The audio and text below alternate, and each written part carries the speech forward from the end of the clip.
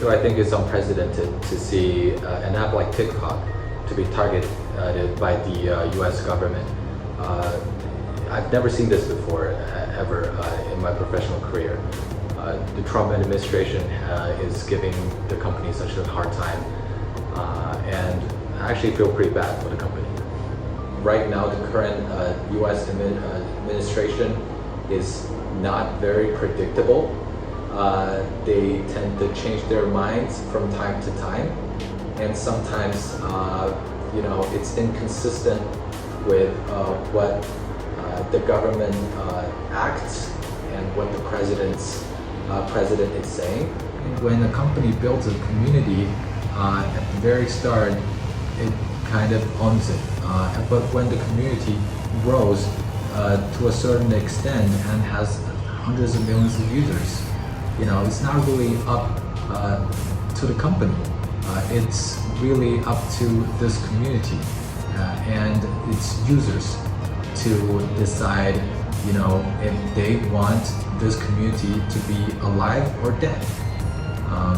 No government or company should be the judge of that.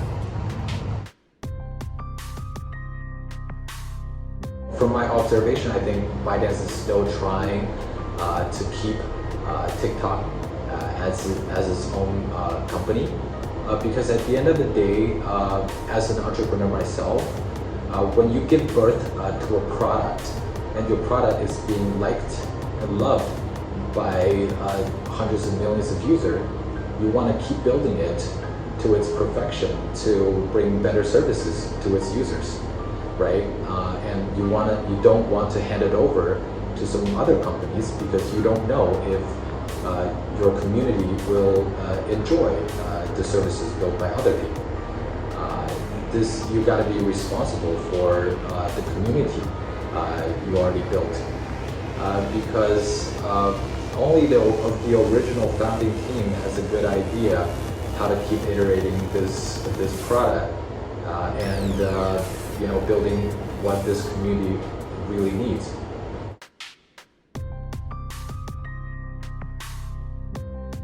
First of all, let me be clear. From what my computer science courses have taught me, no computer system on the planet is 100% safe. Not even at Google, Apple, or Facebook. Most companies collect data to provide better services to their users. And the idea is pretty simple. I think our users own and have complete control over their data. It's our obligation to securely store their data in a trusted cloud computing service, such as Amazon Web Services, and let them know what we're doing with their data and why we're doing that. So our team is spending a lot of time working very hard on securing the data of our users, and we take every approach to make sure there's no data leak, and we make sure that we're being as transparent as possible to our users about how we deal with their data.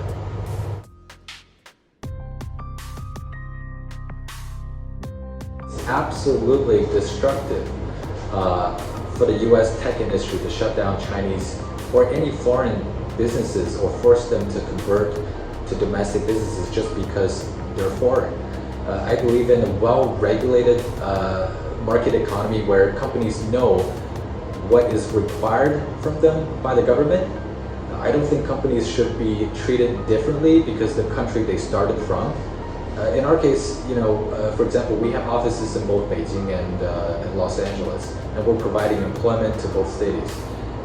Foreign companies like us will be discouraged to operate in the US when we see what companies like TikTok is going through, honestly. And I think the American society, it took American society a long time to realize and accept the fact that, for example, the Silicon Valley is built by both Americans and immigrants. And I think it's time for the US to be more open about the idea that they should welcome not only individuals, but companies from another country.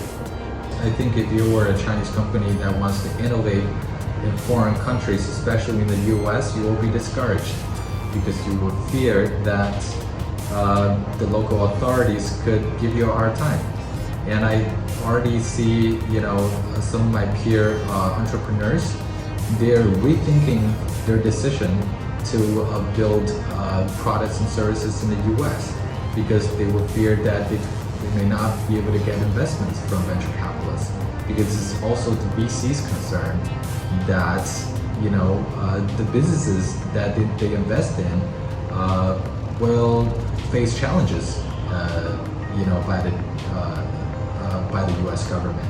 So I think, yes, there's definitely a negative impact right now because of all the TikTok incidents.